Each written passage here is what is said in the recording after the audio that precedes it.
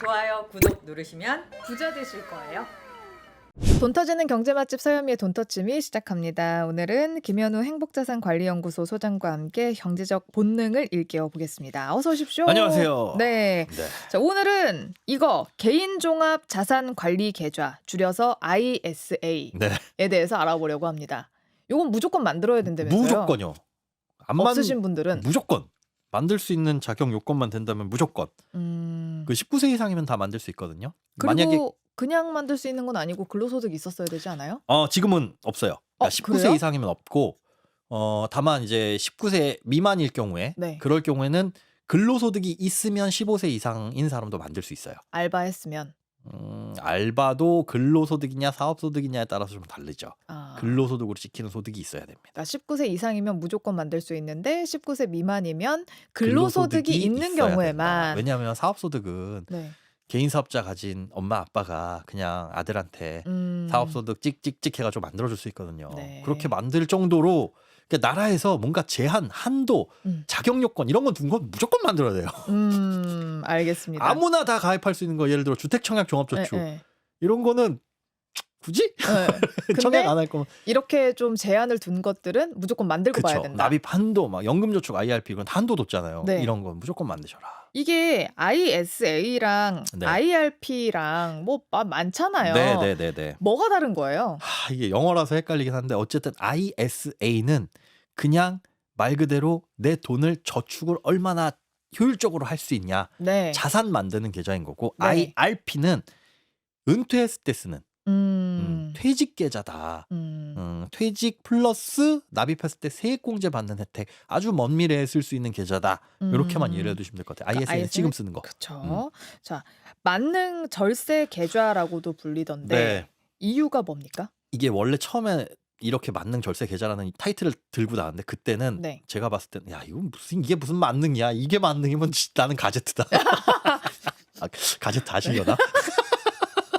나 왜 웃어? 아실 거예요, 다들. 네. 만능이 아니었어요. 이게 뭐야? 뭐 여기에 쓰기도 애매하고 저기에 쓰기도. 근데 지금은 진짜 만능 무조건 만들어야 돼요. 왜냐? 가입한 시점으로부터 3년을 유지하면 일정 금액에 대해서 비과세, 추가분에 대해서는 이 저율과세 한다. 이게 중요한 게 아니에요. 비과세 계좌라서 3년을 유지해라. 이게 중요한 게 아니라 네. 그냥 갖고 있으면 네. 그 안에선 비과세입니다. 갖고 있는 동안에. 갖고 있는 동안에는 그 안에서 어떤 사고팔고를 하더라도 다 비과세라서 만기 3년을 유지하는 것도 중요하지만 그때 유지해가지고 만기 때 깨면서 비과세 혜택 받아야지 이게 아니라 자산을 좀 적극적으로 굴려야 되겠다. 네. 그러면 ISA 계좌 안에서 이 안에서 금융상품을 선택해서 사고 팔아야 된다라는 거. 알겠어요. 거긴 네. 약간 도피성 같은 그런 곳인가? 안에서 그렇죠. 뭘 해도. 그 안에서는 보호막이 세금으로부터의 딱 보호막이 쳐져 있고 예. 이걸 이제 깨고 나오면 그때 세금 매길게 요만큼까지는 비과세 요만큼은 조금 매길게 이런 게 있는데 깨기 전까지가 가장 좋은. 그 안에서 근데 뭘 해도 된다고 했는데 그냥 적금을 해도 되는 거고 내지는 뭐 투자를 해도 되는 거잖아요. 네. 금융상품이 다양해요. 일단 주식 펀드, 뭐 파생결합 상품도 있고 예금도 있고 다양한데 그게 어디 증권사 어느 은행 또 어떤 유형의 ISA를 만드냐에 따라 가지고 가입할 수 있는 상품이 좀 다르거든요. 네. 근데 어쨌든 이 ISA라는 주머니 안에서는 내가 원하는 다양한 금융상품을 선택해서 마음대로 굴릴 수 있다. 그런데 그 굴리는 동안에는 세금이 전혀 없다. 그게 장점입니다. 그럼 아까는 만드는 기준 자체가 네. 뭐 19세 이상, 19세 미만 얘기도 했는데 네. 못 만드는 사람이 있더라고요. 있죠. 금융소득 종합과세 대상자가 딱 되면 네. 3년 동안 못 만들어요. 그 말인 즉슨 1년에 2천 이상 버는 사람. 이자나 배당 소득이 2천 넘어간 사람. 초과자. 부럽다. 그렇죠. 근데 부럽긴 한데 네. 그게 글쎄요. 뭐 그 정도는 또 만능이 아니에요? 글쎄요. 근데 아니 그분들 같은 경우에는 미리 이게 될 것 같은 분들 있죠. 네. 그러니까 이 정도면 나 이자나 금융소득 초과할 것 같은데 만들었는데 일단은 금융소득 종합과세 대상자가 아닌 상태에서 만든 건 깨라고 하진 않아요. 네. 근데 한 번 되고 나면 3년 동안 못 만드니까 3년이구나. 네. 네. 쭉 안 돼야 되잖아요. 그런데 한 번 금융소득 종합과세 대상자가 되신 분들은 네. 쭉 될 가능성이 많아요. 그치. 네, 그래서 미리 만들어 놓으셔야 된다.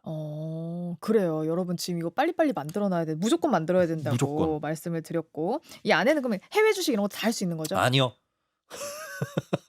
여기에 담을 수 있는 상품은 국내 주식 네. 플러스 국내 주식 시장에 상장돼 있는 ETF 아. 뭐 이런 것들 플러스 펀드나 아니면 파생결합 상품, 뭐 예금 요런 것들. 해외 주식을 직접 투자할 수는 없습니다. 아, 지금 여기에서 이제 막 숟가락 내려놓으신 분들이 있을 것 같아요. 아, 그런데 해외 주식을 직접 투자하는 것과 네. 국내에서 해외에 상장된 국내에서 해외 관련된 ETF를 투자하는 것 요거는 세금이 다르거든요. 네. 일단 해외에서 나는 그냥 뭐 S&P 500 쫓아가는 ETF를 국내 주식 시장에서 안 사고 해외 시장에서 살 거야라고 하면 여기에 세금은 양도세가 부과가 돼요. 사고 판 것에 대해서. 네. 매매 차익에 대해서 양도세가 부과가 되는데 국내 주식시장에 상장돼 있는 해외 ETF를 사게 되면 이 차익에 대해서는 배당소득세거든요. 네.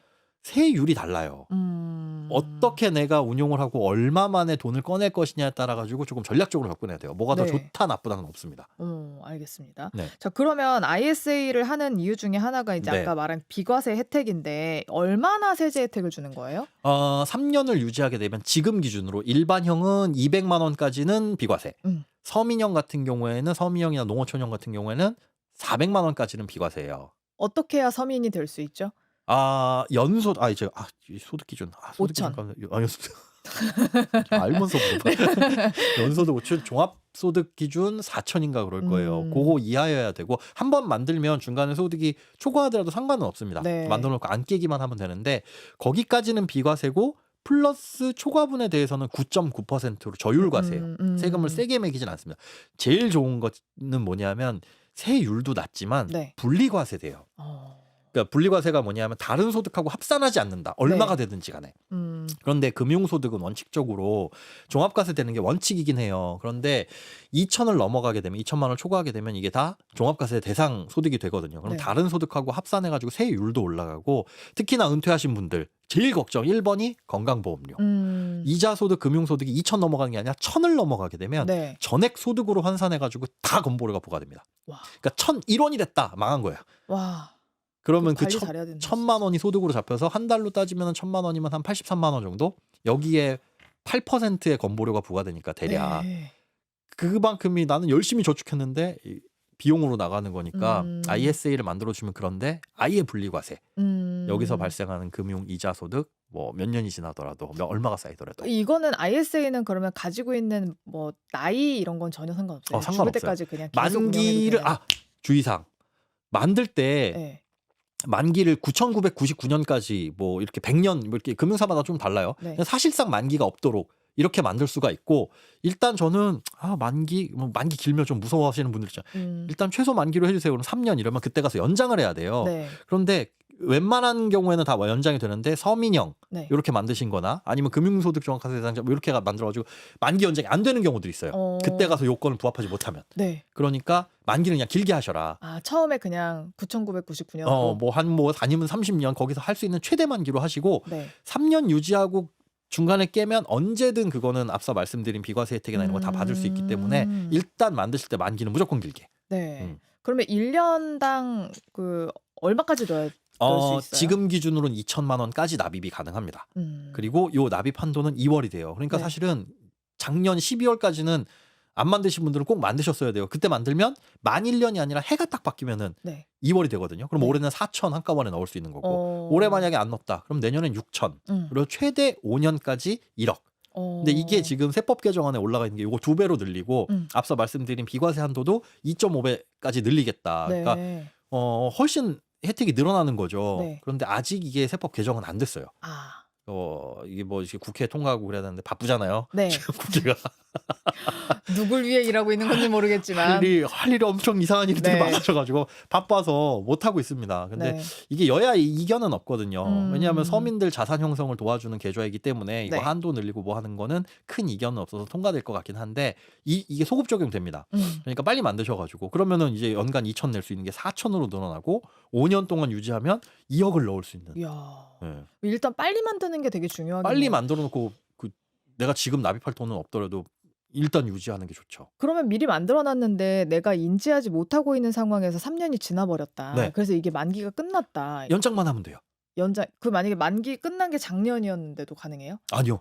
만기가 끝나서 작년이었으면은 안 안 돼요. 되죠. 이제 예, 그건 예. 이제 다시 새로 아마 만들어야 근데 되는. 만기가 끝나는데 작년에 만기가 끝난 걸 가지고 있을 수는 없어요. 만기가 끝났으니까 아마 네. 금융사에서 해지하거나 연장하세요 연락이 왔을 거고 안 음. 그랬으면 해지가 됐을 겁니다. 네. 네. 그러면 연장을 안 했으면 해지됐다고 네. 제 스스로에게 말해주고. 한번 찾아보시면 예. 나오죠. 거기 이제 계좌가 조회가 되는데. 알겠습니다. 그 비과세 혜택 금액 초과하면 이제 분리과세 해주는 거고. 네네. 네. 그리고 앞으로 ISA 혜택이 좋아질 걸로 생각을 하고. 네, 앞서 말씀드린 그거 플러스 금융소득 종합과세 대상자들도 뭐 투자형 국내 투자형 ISA 이런 거 만들어준다라고 했는데 그거는 사실 모르겠어요. 음. 왜냐하면 이게 이제 저거 금투세하고 얽혀 있었거든요. 아하. 그런데 아. 예, 왜냐하면 그 금융소득 종합과세 대상자분들이 할 수 있는 ISA 전용 ISA를 만들어주겠다. 여기에 다만 투자할 수 있는 건 음. 국내 주식 음. 또는 국내 주식형 펀드. 근데 어차피 국내 주식이나 국내 주식형 펀드는 샀다 팔았다 해도 세금이 없거든요. 네. 근데 금투세가 도입되면 일정 부분 이상에 대해서는 세금을 부과하기로 되어 있었으니 그거 면제해주겠다라고 해서 같이 나온 게 ISA 금융소득 종합과세 대상자용이었는데 금투세가 사실상 폐지가 되다 보니까 네. 이것도 나와봐야 아무 의미 없는 뭐 그냥 일반 기업에서 투자해도 세금 없는데 왜 여기다 넣어? 오히려 불편해지기만 하지. 그런 물론 이제 이자나 배당소득 받는 거를 좀 분리해 줄 수는 있지만은 사실상 그거는 뭐 좀 불투명하고 앞서 말씀드린 대로 한도 늘어나고 비과세 혜택 늘어나는 거는 그거는 네. 될 것 같습니다. 그리고 ISA 계좌는 한 증권사나 한 네. 은행에 한 개만 만들 수 있어요? 아니요 하나의 금융사당 한 개가 아니라 그냥 내 이름으로 하나 딱 다 하나만. 통틀어서 하나만 만들 수 있어요. 아, 그러면은 뭐 누가 막 해달라고 해가지고 주변에 친구들이 뭐 어디 증권사 다니고 에. 이래서 하나만 만들어줘 해가지고 만들었다. 에. 그러면 나는 거기에 묶이는 거네요. 아 이전할 수 있습니다. 그래요. 네. 그러니까 저도 예전에 그랬거든요. 아 네. 은행 다니는 뭐 아는 형이 있어가지고 네. 야 이거 하나만 만들어줘 돈 드는 것도 아닌데 해가지고 만들어준 적이 네. 있었는데 그때 뭐 아무것도 안 주더라고요. 나한테 뭘 줘야지. 근데 ISA 경쟁이 치열할 때 거의 연말이 치열해요. 네. 연말에 자기네 ISA 개설하거나 혹은 자기네 쪽으로 옮겨오면 뭐 얼마 드리겠다 이런 것들 치열하게 연말에 경쟁하는데 지금은 이제 연말 지나고 연초니까 네. 별반 혜택이 그렇게 많은 거 없습니다. 근데 찾아보니까 한 서너 개 정도 증권사하고 은행에서 새로 개설해서 얼마 이상 납입하면은 뭐 10,000원에서 한 50,000원 정도. 근데 50,000원 정도 받으려면 거의 뭐 한도까지 꽉 채워가지고 넣어야 되고. 그렇군요. 이전에 오면은 또 과거에 갖고 있던 거. 어. 이전에 오면 뭐 한 3,000-4,000원 드리겠습니다. 이런 것들도 있고. 그러면은 은행도 있고 증권사도 있는데 뭐 아무데나 들어도 상관없어요? 아 이게 내가 어떤 금융상품으로 혹은 어떤 방식으로 투자할 것이냐에 따라 가지고 결정을 하셔야 돼요. ISA는 크게 세 가지 종류가 있거든요. 신탁형, 일임형, 그리고 중개형. 신탁형은 말 그대로 맡겨놓는 거긴 한데 운용 지시를 내가 하는 겁니다. 그냥 말이 신탁형으로 맡겨놓는 거지 그냥 그 안에서 내가 예금 이걸로 해주세요 시키는 거예요. 집사한테. 은행 직원이 집사라고 생각하시면 이거 예금으로 넣어주세요. 아니면 뭐 ETF로 넣어주세요. 그러면 거기서 이제 그 상품을 가입하거나 뭐 투자를 하는 거죠. 네. 그게 이제 신탁형이고 일임형은 맡겨놓는 겁니다. 말 그대로 진짜 내 돈을 맡겨놓는 건데 어떤 식으로 맡겨놓냐? 아 나는 공격형.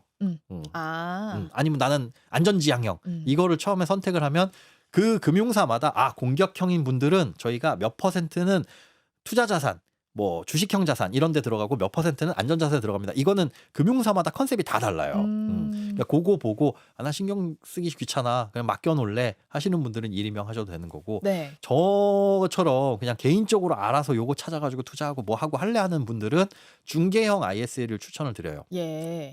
중개형 ISA가 신탁형하고 똑같다고 보시면 되는데 사실은 신탁형은 한 번 거쳐서 들어가는 것보다 보니까 ETF나 이런 은행에 신탁형들 많거든요. 네. 이거는 실시간 매매가 안 돼요. ETF는 사실 실시간 매매를 해야 그쵸. 의미가 있는 건데 그래서 나는 그냥 주식시장에 뭐 ETF 같은 거 그냥 거래하고 싶다 하시는 분들은 증권사에 중개형 ISA를 개설을 하시면 ETF도 실시간 거래가 가능하다. 근데 신탁이나 일임형 같은 경우에는 뭐 수수료나 이런 거 따로 드는 건 없어요? 있어요. 그 신탁형은 그게 안 좋아서 제가 중개형 쪽을 추천을 드리는 거예요. 어차피 시킬 거라면 그냥 내가 직접 하시라. 왜냐하면 신탁형 안에서 어떤 상품을 고르냐에 따라서 수수료가 달라지거든요. 근데 그게 각 은행별로 금융 권역별로 다 달라요. 심지어 예금을 골랐는데 거기서도 수수료 0.1% 떼는 곳들이 아주 많아요. 네. 아니 예금은 뭘 하는 게 있다고. 그러니까 내가 그냥 넣은 건데. 그렇죠. 그거를 이제 신탁형 우리가 대신 해드렸잖아요. 주인님 집사로서 네. 이러면서 0.1% 정도 떼면 음. 그만큼 우리가 저 이자 손해를 보는 손해 보는 거나 거니까. 마찬가지니까. 그리고 그 신탁에 대한 수수료는 원본에 대한 수수료니까요. 그러니까 이 1,000만 원을 넣는데 이자 100만 원 붙었으면 100만 원에 대해서 떼는 게 아니라 내가 들어간 이 1,000만 원에서 떼는 거니까 이게 이 은행별로 다릅니다. 그래서 ISA 한눈에 이것도 한눈에 볼 수 있는 ISA 한눈에 들어가서 신탁형 이 수수료를 보시면 쫙 나열되어 있어요. 상품별로. 네. 그러면 똑같은 펀드라고 해도 어디는 많이 뛰고 어디는 적게 뛰고 이런 것들이 있거든요. 그런 거 살펴보실 필요는 있습니다. ISA 한눈에 한눈에. 여기 들어가시면 되고 그리고 이게 장점이 ISA 통장 장점이 환금성이라고 하던데. 아, 이게 제가 처음에 말씀드릴 때 만능 통장이 아닙니다라고 예전에는 그랬던 게 돈이 한번 들어가면 3년 동안 묶여야 돼요. 근데 사람 일 어떻게 될지 모르잖아요. 특히나 맞아요. 사회초년생들 돈 모아나가는 과정에서 목돈이 좀 필요할 수도 있고. 근데 지금은 이제 인출이 됩니다. 그 원금까지만.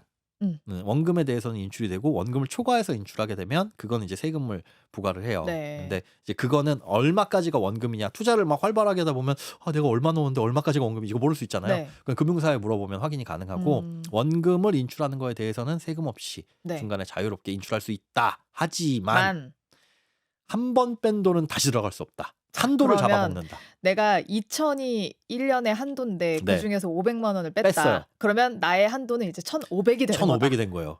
그 500을 다시 다시 뺀 넣는- 거를 이틀 만에 다시 넣었어요. 네. 그러면 이제 남은 한도는 1,000만 원이 되는 거다. 그러니까요. 네.